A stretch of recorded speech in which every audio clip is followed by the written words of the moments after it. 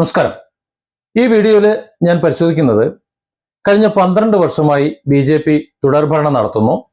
അതിനു മുമ്പ് ഒരു 6 വർഷം ഈ ഇന്ത്യയിൽ BJP ഭരിച്ചിട്ടുണ്ട്. BJP കൂടുതലും വോട്ട് വാങ്ങുന്നത് മുസ്ലിം വർഗീയത അല്ലെങ്കിൽ മുസ്ലിങ്ങൾ മുഴുവൻ വർഗീയവാദികളാണ് എന്ന് സ്ഥാപിക്കാൻ വേണ്ടി ശ്രമിച്ചിട്ടാണ്. BJP നേരിട്ട് ഒരുപക്ഷെ ഭരണകർത്താക്കളോ സർക്കാരോ അങ്ങനെ പറയുന്നില്ല എന്നുണ്ടെങ്കിലും അത് ഒരു പൊതു വികാരമായി ഇളക്കി വിട്ടിട്ടുണ്ട്. നമ്മുടെ കേരളത്തിലും വലിയ തോതിൽ അത് ബാധിച്ചിട്ടുണ്ട്. സത്യമാണത്. ഞാൻ ഈ വീഡിയോയിൽ നിങ്ങളുടെ മുന്നിലേക്ക് വെക്കുന്നത് ഇത്രയും കാലം 10-18 വർഷം ഇന്ത്യ ഭരിച്ചിട്ട് ഹിന്ദുക്കൾക്ക് വേണ്ടി BJP എന്താണ് ചെയ്തത്, ഹിന്ദുക്കൾക്ക് വേണ്ടി എന്തെങ്കിലും ചെയ്തിട്ടുണ്ടോ, അതാണ് ഞാൻ ഈ വീഡിയോയിൽ പരിശോധിക്കുന്നത്. ഒരല്പം വലിയ വീഡിയോ ആയിരിക്കും. ദയവായി ഈ വീഡിയോ മുഴുവൻ ഒന്ന് കാണാൻ നിങ്ങൾ ശ്രദ്ധിക്കാം. ആദ്യത്തെ കാലഘട്ടം 2004 മുതൽ തുടർച്ചയായിട്ട് 6 വർഷം BJP കേന്ദ്രം ഭരിച്ചിട്ടുണ്ട്. പിന്നെ ഒരു 10-13 ദിവസം മാത്രം നീണ്ടു നിൽക്കുന്ന 96-ലെ 13 ദിവസം മാത്രം നീണ്ടു നിന്ന ഒരു സർക്കാരും ഉണ്ടായിരുന്നു. അതിനുശേഷം ഇപ്പോൾ 2014 മുതൽ 19 വരെ ഒരു 5 വർഷം, 19 മുതൽ 2024 വരെ ഒരു 5 വർഷം, ഇപ്പോൾ 2024 ജൂണിൽ നടന്ന പൊതു തെരഞ്ഞെടുപ്പ് മുതൽ ഇങ്ങോട്ട് വീണ്ടും തുടർ ഭരണം നടത്തിക്കൊണ്ടിരിക്കുന്നു. ഈ ഒരു കാലഘട്ടത്തിൽ BJP ഹിന്ദുക്കൾക്ക് ഹിന്ദുത്വം പറഞ്ഞുകൊണ്ട്, ഹിന്ദുത്വ രാഷ്ട്രീയം പറഞ്ഞുകൊണ്ട് ആണല്ലോ. അപ്പൊ എന്തെങ്കിലും ചെയ്തിട്ടുണ്ടോ എന്ന് ഹിന്ദുക്കളെന്ന് അറിയണം. അതുകൊണ്ട് എൻ്റെ പ്രിയപ്പെട്ട സംഘിക്കൂട്ടങ്ങളും ഹിന്ദുക്കളും ഈ വീഡിയോ മുഴുവനായി കാണണമെന്ന് ആഗ്രഹിക്കുന്നു. നമുക്കറിയാം, ഇപ്പോൾ ഏറ്റവും ലേറ്റസ്റ്റ് പശ്ചിമ ബംഗാളിലാണ് വലിയ വിഷയങ്ങൾ നടക്കണം. അവിടെ മുസ്ലിം വിഭാഗത്തിന് ഉലുഹിയത്ത്, അതായത് ബലി മൃഗത്തെ ഇല്ല, ബലി ഇറക്കണ്ട. നിങ്ങൾ ഗോവധവുമായി ബന്ധപ്പെട്ടിട്ട് പുതിയ നിയമങ്ങൾ, പണ്ട് ജാമ്പവന്റെ കാലത്ത് നിയമങ്ങളുണ്ട്, എല്ലാ സംസ്ഥാനങ്ങളിലും ഉണ്ടത്, നടപ്പിലാക്കാൻ കഴിയാത്ത നിയമമാണ്. പക്ഷെ കർശനമായി ആ പഴയ നിയമം അങ്ങ് നടപ്പിലാക്കാൻ അങ്ങ് തീരുമാനിച്ചു. തൽഫലമായിട്ട് ഒന്നും നടക്കാത്തൊരു സാഹചര്യം വന്നു. കാര്യം പശുക്കൾക്ക് ബർത്ത് സർട്ടിഫിക്കറ്റ് വേണം. 14 വർഷം മുമ്പ് ജനിച്ചിട്ടുള്ള പശുക്കൾക്ക് ബർത്ത് സർട്ടിഫിക്കറ്റ് അന്നത്തെ സർക്കാർ കൊടുത്തില്ല. അതുകൊണ്ട് ഇന്ന് ഹാജരാക്കാൻ കഴിയില്ല. അപ്പോൾ 14 വയസ്സ് തെളിഞ്ഞു എന്ന് ഉറപ്പിച്ചാൽ മാത്രമേ ഉള്ളൂ എന്ന് പറയുമ്പോൾ സ്വാഭാവികമായിട്ടും ബലി നടക്കില്ല. അപ്പോൾ മുസ്ലിങ്ങളുടെ ബലിയർക്കൽ തടയാൻ വേണ്ടിയിട്ട് തിടുക്കപ്പെട്ട് കൊണ്ടുവന്ന ഒരു നടപടിയാണത്. അതായത് മുസ്ലിം വിഭാഗത്തെ എതിർത്തുകൊണ്ട് സർക്കാർ നിലനിൽക്കാൻ ശ്രമിക്കുന്നു, അല്ലാതെ ജനങ്ങൾക്ക് എന്തെങ്കിലും ചെയ്തു കൊടുത്തിട്ടല്ല. അതാണെന്ന് പരിശോധിക്കുന്നത്. ഇന്ത്യൻ രാഷ്ട്രീയത്തിൽ ഇതുവരെയുള്ള ചരിത്രം നമ്മൾ എടുത്ത് നോക്കുകയാണെന്നുണ്ടെങ്കിൽ ഭരണവും മതവും തമ്മിലുള്ള ഒരു ബന്ധം ചർച്ചയ്ക്ക് വഴിവെച്ചിട്ടുണ്ട്. അഥവാ അത്തരത്തിൽ മതവും ഭരണവും തമ്മിൽ ബന്ധം ഉണ്ടാക്കിയിട്ടാണ് ഇവിടെ പലരും ഭരണം കൈയാളിയിട്ടുള്ളത് എന്ന് നമുക്കറിയാൻ പറ്റും. പ്രത്യേകിച്ച് ഹിന്ദുത്വ പ്രത്യയശാസ്ത്രം, ഹൈന്ദവ വികാരങ്ങളൊക്കെ മുൻനിർത്തിയിട്ട് അധികാരത്തിൽ വന്നിട്ടുള്ള BJP സർക്കാരുകൾ, അവർക്ക് മതവും മറ്റു കാര്യങ്ങളും ഇല്ലാതെ മുന്നോട്ടൊരു പോക്കില്ല.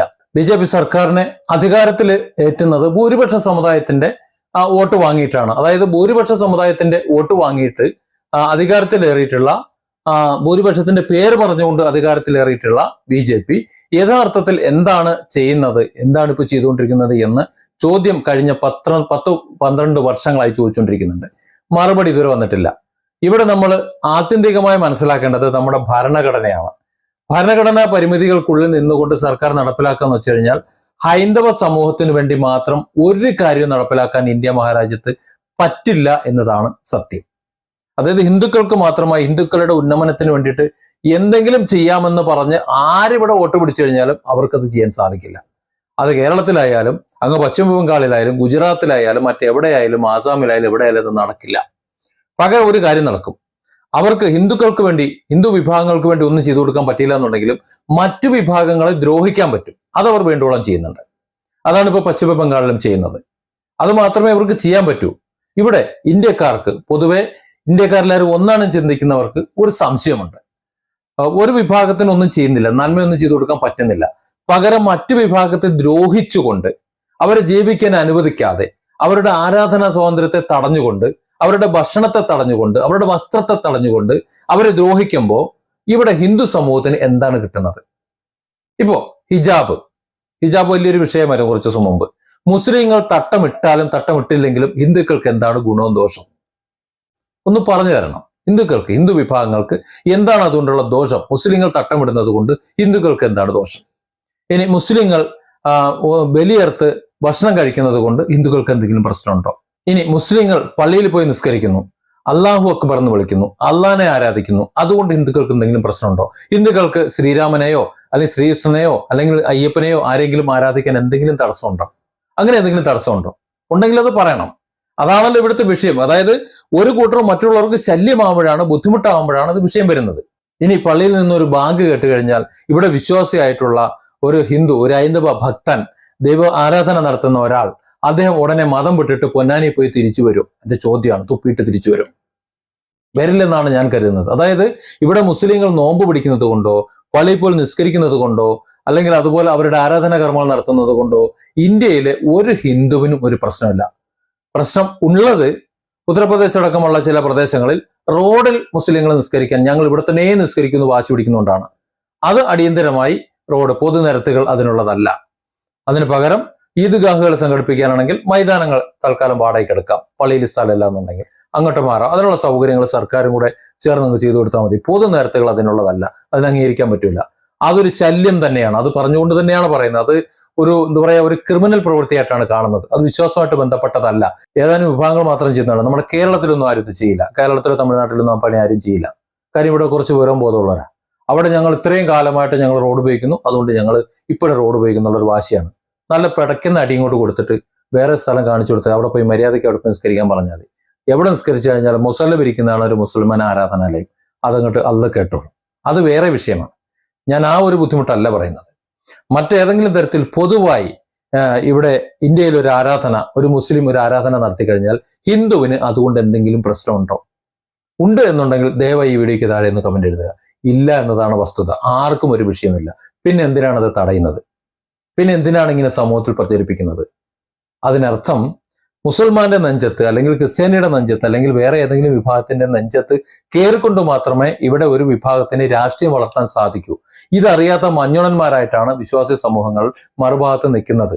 അവരത് തിരിച്ചറിയണം. കാരണം ഈ ഇന്ത്യ മഹാരാജ്യത്തെ സംബന്ധിച്ചിടത്തോളം ഇവിടുത്തെ ഹിന്ദുവും ക്രിസ്ത്യനും മുസൽമാനും എല്ലാവരും ഏകോദര സഹോദരന്മാരാണ്. നമ്മൾ സ്വാതന്ത്ര്യ സമരത്തിൽ ഏർപ്പെടുന്ന സമയത്ത്, ബ്രിട്ടീഷുകാരെ ഓടിക്കാൻ നോക്കുന്ന സമയത്ത് ഇവിടെ ഹിന്ദുവാണോ ക്രിസ്ത്യാനിയാണോ മുസൽമാനാണോ നോക്കിയിട്ടൊന്നുമല്ല ഇറങ്ങിയത്. അങ്ങനെ ഇറങ്ങിയിട്ടില്ല, അങ്ങനെ ഇറങ്ങിയില്ല. നമ്മൾ ഇന്ത്യക്കാരത് പഠിച്ചിട്ടില്ല. ഇതൊക്കെ ഈ അടുത്ത കാലത്താണ് ഇത്തരത്തിലുള്ള ചിന്താഗതികൾ ഉണ്ടായി വന്നത്. അപ്പോഴും നമുക്കറിയില്ല എന്തിനാണ് നമ്മുടെ അയൽപക്കത്തുള്ള മറ്റു മതസ്ഥനെ നമ്മൾ ദ്രോഹിക്കുന്നത്, അവന്റെ ആരാധന മുടക്കുന്നത്, അവന്റെ അന്നം മുടക്കുന്നത്, അവന്റെ വസ്ത്രം മുടക്കുന്നത് എന്തിനാണ് എന്ന് നമുക്ക് ഇപ്പോഴും മനസ്സിലായിട്ടില്ല. ഇനി ഹിന്ദുക്കൾക്ക് വേണ്ടി മാത്രമായി BJP സർക്കാർ എന്തെങ്കിലും ചെയ്തു തരും എന്ന് കരുതിയിട്ടാണ് ഈ മുസ്ലിങ്ങളെ നെഞ്ചത്തേക്ക് കയറുന്നതും ഈ വർഗീയവാദം പറയുന്നതും പശുക്കടത്ത് ആരോപിച്ച് മുസ്ലിമിനെ തല്ലിക്കൊല്ലുന്നതും ഒക്കെ ചെയ്യുന്നുണ്ടെങ്കിൽ മനസ്സിലാക്കിയിരിക്കേണ്ട ഒരു കാര്യം, ഇന്ത്യൻ ഭരണഘടന ആർട്ടിക്കിൾ 15, 16 അനുസരിച്ചിട്ട് ഭൂരിപക്ഷ മതവിഭാഗത്തിൽപ്പെട്ടവർക്ക് മാത്രമായിട്ട് അവരുടെ മതത്തിന്റെ മാത്രം അടിസ്ഥാനത്തിൽ എന്തെങ്കിലും ഒരു പ്രത്യേക സാമ്പത്തിക ആനുകൂല്യങ്ങളോ ഏതെങ്കിലും പ്രത്യേക വിദ്യാഭ്യാസ തൊഴിൽ ക്ഷേമ പദ്ധതികളോ പ്രഖ്യാപിക്കാൻ ഇന്ത്യൻ സർക്കാരിനോ അല്ലെങ്കിൽ സംസ്ഥാന സർക്കാരുകൾക്കോ ആർക്കും, ഇന്ത്യയിലെ ഒരു സർക്കാരിനും പറ്റില്ല എന്നുള്ളതാണ്. അതേസമയം ഭരണഘടന ന്യൂനപക്ഷങ്ങൾക്കും പിന്നോക്ക വിഭാഗങ്ങൾക്കും പ്രത്യേക സംരക്ഷണവും പദ്ധതികളും അനുവദിക്കുന്നുണ്ട്. ഭൂരിപക്ഷ സമുദായത്തിന് മാത്രമായി അത്തരം യാതൊരു ആനുകൂല്യങ്ങളും കൊടുക്കുന്നില്ല. അത് നിയമവിരുദ്ധമാണ്. ഇവിടെ പിന്നോക്ക വിഭാഗം എന്ന് പറയുമ്പോൾ എന്താണ് ഉദ്ദേശിക്കുന്നത്? അപ്പോൾ പിന്നോക്കക്കാർക്ക് വേണ്ടിയിട്ടാണ്. ആ പിന്നോക്കക്കാരിൽ ഹിന്ദുവും മുസൽമാനും ഉണ്ട് എന്നതുകൊണ്ട് അത് ഹിന്ദുക്കൾക്ക് വേണ്ടി മാത്രമായിട്ടുള്ള ഒരു പദ്ധതിയല്ല. അപ്പോൾ ഭരണഘടന അനുസരിച്ചിട്ട് അങ്ങനെ ഒന്നും ചെയ്യാൻ പറ്റൂല. അതുകൊണ്ട് തന്നെ കേന്ദ്ര സർക്കാർ നടപ്പിലാക്കുന്ന ഒരു ക്ഷേമ പദ്ധതിയും, ഏത് ക്ഷേമ പദ്ധതി എടുത്തു കഴിഞ്ഞാലും സബ്കാ സാത്ത് സബ്കാ വികാസ് അത് തന്നെയാണ്. സർവത്രക്കും വേണ്ടിയിട്ട് അത് ചെയ്യാൻ പറ്റുള്ളൂ. അല്ലാതെ ഏതെങ്കിലും ഒരു മതത്തിനു വേണ്ടി പറ്റില്ല. ഏതെങ്കിലും ഒരു മതത്തിനു വേണ്ടി പറ്റില്ല. മതഭേദമന്യേ മാത്രമേ അത് വിതരണം ചെയ്യാൻ പറ്റൂ. അതാണ് ഇന്ത്യയിൽ നിന്ന് സാധിക്കുന്നത്. അപ്പോൾ ഈ പ്രചരിപ്പിക്കുന്നതോ പ്രധാനമന്ത്രി ആവാസ് യോജന, ഭവനരഹിതർക്ക് വീട് വെച്ച് നൽകുന്ന പദ്ധതിയാണ്. അത് മുസ്ലിങ്ങൾക്ക് കൊടുക്കുന്നില്ല, ഹിന്ദുക്കൾക്ക് മാത്രമേ കൊടുക്കുള്ളൂ എന്ന് പറയാൻ പറ്റുമോ? അല്ലെങ്കിൽ ഏതെങ്കിലും ഒരു വിഭാഗത്തിന് മാത്രമേ കൊടുക്കാൻ പറ്റുമോ? ഉജ്ജ്വല യോജന, സൗജന്യ ഗ്യാസ് കണക്ഷൻ ഏതെങ്കിലും ഒരു മതവിഭാഗത്തിന് വേണ്ടിയിട്ടുള്ളതാണോ? ആയുഷ്മാൻ ഭാരത് ഏതെങ്കിലും ഒരു വിഭാഗത്തിനുള്ളതാണോ?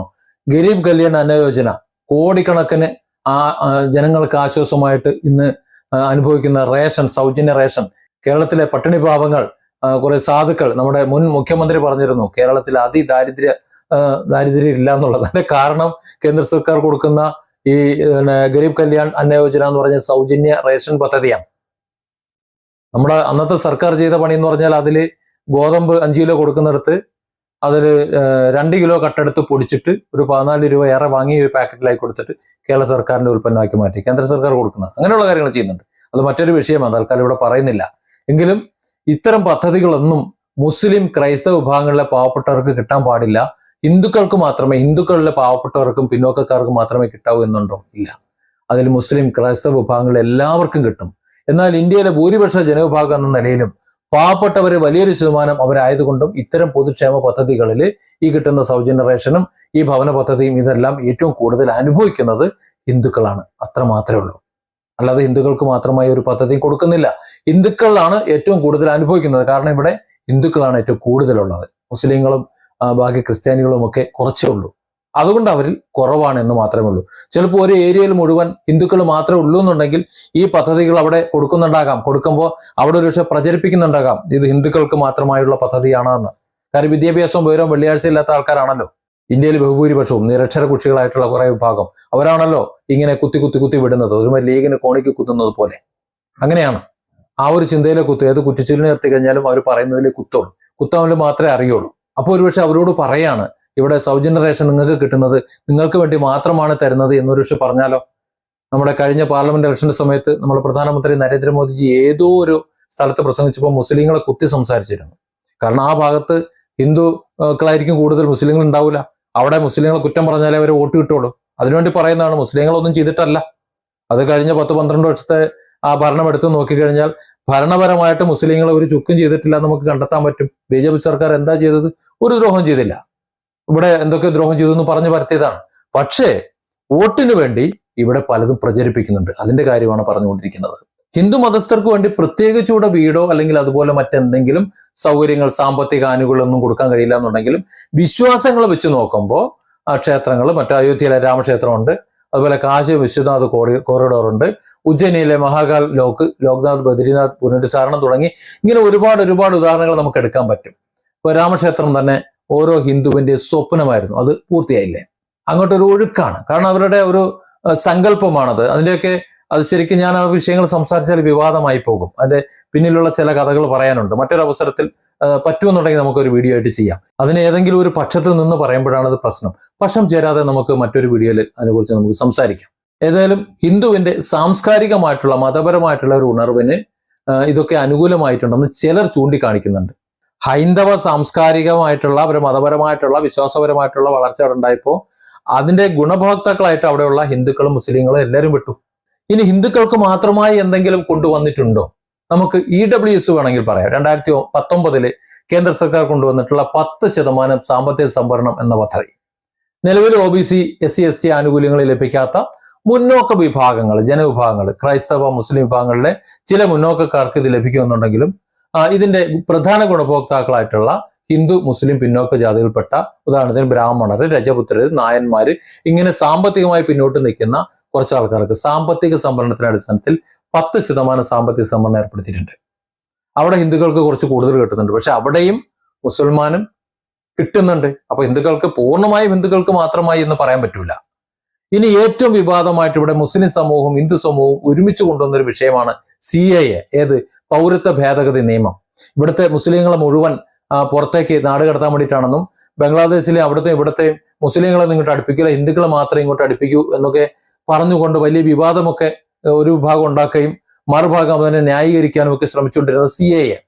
ഈ CAA എന്ന് പറയുന്ന പാകിസ്ഥാൻ, ബംഗ്ലാദേശ്, അഫ്ഗാനിസ്ഥാൻ എന്നീ അയൽരാജ്യങ്ങളിൽ നിന്ന് മതപരമായിട്ട് മുസ്ലിങ്ങളല്ലാത്തവർ, ഹിന്ദുക്കൾ തൊട്ടടുത്ത രാജ്യങ്ങളായിട്ടുള്ള അവിടുത്തെ ഹിന്ദുക്കൾ മതപരമായിട്ട് എന്തെങ്കിലും ഒരു പീഡനം അനുഭവിക്കുന്നുണ്ടെങ്കിൽ അവരിവിടെ അഭയാർത്ഥികളായിട്ട് വന്നിട്ടുണ്ടെങ്കിൽ അവർക്ക് പൗരത്വം നൽകുന്നതുമായിട്ട് ബന്ധപ്പെട്ടുള്ള നിയമമാണ്. അവരെ മുസ്ലിങ്ങളെ കൊണ്ട് അടുപ്പിക്കാത്തതിന്റെ കാരണം അത് മുസ്ലിം രാജ്യങ്ങളായതുകൊണ്ടാണ്. ആ മുസ്ലിം ഭൂരിപക്ഷ രാജ്യമായതുകൊണ്ട് അവിടുത്തെ മുസ്ലിങ്ങളെ ഇങ്ങോട്ട് കൊണ്ടുവരേണ്ട ആവശ്യമില്ല. എന്നാൽ ആ മുസ്ലിങ്ങൾക്ക് ഇന്ത്യൻ പൗരത്വം കിട്ടും.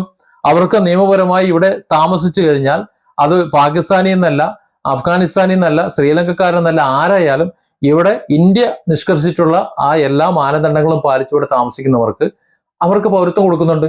ഈ പൗരത്വത്തിന്റെ CAA വിഷയം കത്തി നിൽക്കുന്ന സമയത്താണ് ഒരു ശ്രീലങ്കൻ യുവതിക്ക്, ഒരു മുസ്ലിം യുവതിക്ക് ഇന്ത്യയിൽ പൗരത്വം കൊടുത്തത്. അവർ കേരളത്തിൽ താമസിക്കുകയാണ്.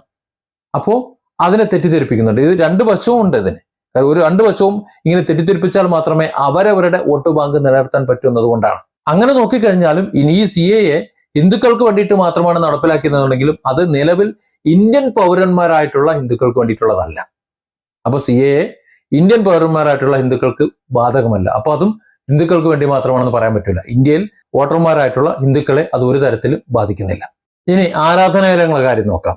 BJP ഭരണത്തിലുള്ള സംസ്ഥാനങ്ങളിൽ ഇപ്പൊ ചാർധാം ക്ഷേത്രങ്ങളുടെ നിയന്ത്രണം പൂർണ്ണമായിട്ടും സർക്കാർ ബോർഡുകളിൽ നിന്ന് മാറ്റിയിട്ട് പരമ്പരാഗത പുരോഹിതന്മാരും തദ്ദേശീയർക്കും നൽകുന്ന തരത്തിലുള്ള നിയമ നിർമ്മാണങ്ങൾ നടത്തിയിട്ടുണ്ട്.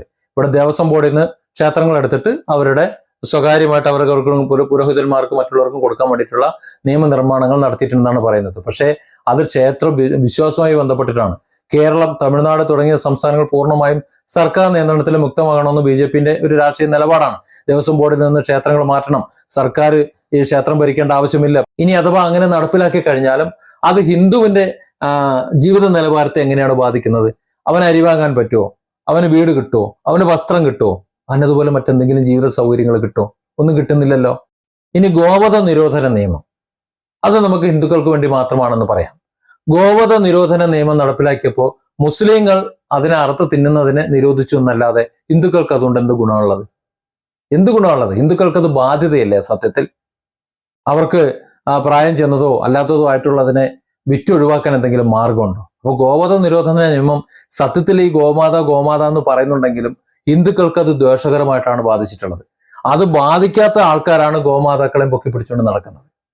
ഗോ എന്ന് പറഞ്ഞാൽ ഒരു ഇന്ത്യയുടെ വികാരമാണ്. അത് മാനസികമായിട്ടുള്ളൊരു വികാരമാണ്. പശുവും കിടാവും എന്നത് അതങ്ങനെയാണ്. അത് ബാക്കിയുള്ളതിനെ കാണുന്ന പോലെയല്ല. അത് മനുഷ്യന്റെ ഉള്ളിൽ ഒരു വികാരമുണ്ട്. പക്ഷെ എന്തും ഈ മൃഗങ്ങൾ മുഴുവൻ ഒരു ഘട്ടം കഴിഞ്ഞു കഴിഞ്ഞാൽ അതിനെ നമുക്ക് എന്ത് ചെയ്യാൻ പറ്റും? അതിനെ സംരക്ഷിക്കാനൊന്നും പറ്റില്ലല്ലോ. കാരണം മനുഷ്യനെ സംബന്ധിച്ചിടത്തോളം ഇതെല്ലാം ഭക്ഷ്യവസ്തുക്കളാണ്. അതിന് വിനിയോഗിക്കണം. നമ്മൾ കളയുന്നില്ല, അതിനെ ദുരിതത്തിലേക്ക് വിടുന്നില്ല, ദുരന്തത്തിലേക്ക് വിടുന്നില്ല, നേരെ അങ്ങ് നടതള്ളുകയാണ്. ഏതാണ്ട് 80 ലക്ഷം ഗോക്കള് നാഷണൽ ഹൈവേയിൽ കിടപ്പുണ്ടെന്നാണ് കണക്ക്. നടതള്ളി കളഞ്ഞേക്കുക. അത് പട്ടിണി കിടക്കുന്നു, ചിലത് അവിടെ കിടന്ന് നരകിച്ച് ചാവുന്നു, പുഴുത്ത് ചാവുന്നു. അങ്ങനെ വിടുന്നതിനേക്കാളും നല്ലത് അത് വേണ്ടാന്ന് തോന്നുമ്പോൾ അത് കാലഹരണപ്പെടുമ്പോൾ, അതാണ് ശരി, കാലഹരണപ്പെടുന്ന സമയത്ത് അത് ഭക്ഷിക്കുന്ന ആൾക്കാർക്ക് കൊടുത്തു കഴിഞ്ഞാൽ ഇവർക്ക് പണവും കിട്ടും. മറ്റൊരു വ്യവസായം, തുകൽ വ്യവസായം മറുഭാഗത്തുണ്ട്, അത് നടക്കുമ്പോൾ അനേകർക്ക് ഒരു വരുമാന മാർഗവും ആവൂലേ? അപ്പോൾ സത്യത്തിൽ ഈ ഗോവധ നിരോധന നിയമം ഹിന്ദുക്കൾക്ക് ഗുണകരമാണോ ദോഷകരമാണോ എന്ന് ചിന്തിച്ചു നോക്ക്. ഇപ്പൊ ലേറ്റസ്റ്റ് പശ്ചിമ ബംഗാളിലെ കഥയിൽ നിന്ന് എടുത്ത് നോക്കിയാൽ മതി, ഏതാണ് അവിടെ സംഭവിക്കുന്നതെന്ന് മനസ്സിലാവും. ഈ വോട്ട് ചെയ്ത് വിജയിപ്പിച്ചിട്ടുള്ള മുഴുവൻ ആൾക്കാരും ഇന്ന് കുടുങ്ങാണ്, കന്നുകാലികൾ കെട്ടിക്കിടക്കാണ്. മുസ്ലിം സമൂഹം പറഞ്ഞു ഞങ്ങൾക്ക് ജീവനാണ് വലുത്, ഒരു കാരണവശാലും ഞങ്ങളത് വാങ്ങില്ല എന്ന് തീരുമാനമെടുത്തില്ലേ. അപ്പൊ ഗോവധ നിരോധന നിയമം സത്യത്തിൽ അവിടെ ഹിന്ദുക്കൾക്ക് വിനയായിരിക്കുകയാണ്. അതായത് ഹിന്ദുക്കൾക്ക് വേണ്ടി എന്ന് പറഞ്ഞുകൊണ്ട് നടപ്പിലാക്കുന്ന നിയമങ്ങളെല്ലാം ഹിന്ദുക്കൾക്ക് ഒന്നുകിൽ ഉപയോഗിക്കാൻ കഴിയുന്നില്ല, അല്ലെങ്കിൽ അവർക്ക് ദോഷകരമായി ബാധിക്കുന്നു. ഇത് തന്നെയല്ലേ കണ്ടുവരുന്നത്. ചുരുക്കി അങ്ങോട്ട് പറയുകയാണെങ്കിൽ സാംസ്കാരികമായിട്ടുള്ള അല്ലെങ്കിൽ പ്രതീകാത്മകമായിട്ടുള്ള നേട്ടങ്ങൾ, നമുക്ക് എടുത്തു പറയാനുള്ള നേട്ടങ്ങൾക്കപ്പുറം സാധാരണക്കാരായ ഹിന്ദുക്കളുടെ യഥാർത്ഥ ജീവിത പ്രശ്നങ്ങളുണ്ട്. തൊഴില്, വിദ്യാഭ്യാസം, അവരുടെ വസ്ത്രം, പാർപ്പിടം, ഇതുപോലുള്ള കുറെ കാര്യങ്ങൾ. അത്തരത്തിലുള്ള അടിസ്ഥാന ജീവിത പ്രശ്നങ്ങൾ പരിഹരിക്കുന്നതിൽ സർക്കാർ സമ്പൂർണ്ണ പരാജയമാണ്. അതിനുവേണ്ടി ഹിന്ദുക്കൾക്ക് വേണ്ടിയിട്ട് ഒരു പദ്ധതിയും കൊണ്ടുവരാൻ ഇവിടെ പറ്റുന്നില്ല. അതായത് അടിസ്ഥാനപരമായി തകർന്നു നിൽക്കുന്ന, സാമ്പത്തികമായി തകർന്നു നിൽക്കുന്ന, ജീവിതത്തിന് നിവൃത്തിയില്ലാത്ത, വീടില്ലാത്ത, വസ്ത്രമില്ലാത്ത, വിദ്യാഭ്യാസത്തിന് പോകാൻ നിവൃത്തിയില്ലാത്ത ആ കുരിപ്പണിക്കാരായ സാധാരണക്കാരുടെ ജീവിതം ഡെവലപ്പ് ചെയ്യാൻ വേണ്ടിയിട്ടുള്ള ഒരു പദ്ധതിയും ഹിന്ദുക്കൾക്ക് മാത്രമായി ഇല്ല. ഇതാണ് വസ്തുത. അപ്പൊ പിന്നെ എന്താ ചെയ്യുക? ഇത്തരത്തിലുള്ള പ്രശ്നങ്ങളെ വഴിതിരിച്ചു വിടണം. അതായത് ഹിന്ദുക്കളുടെ പേരിലാണ് സംസാരിക്കുന്നത്, ഹിന്ദുക്കൾക്ക് വേണ്ടി എന്നാണ് പറയുന്നത്, ബാക്കിയുള്ളവരുടെ നെഞ്ചത്തേക്കാണ് കയറുന്നത്.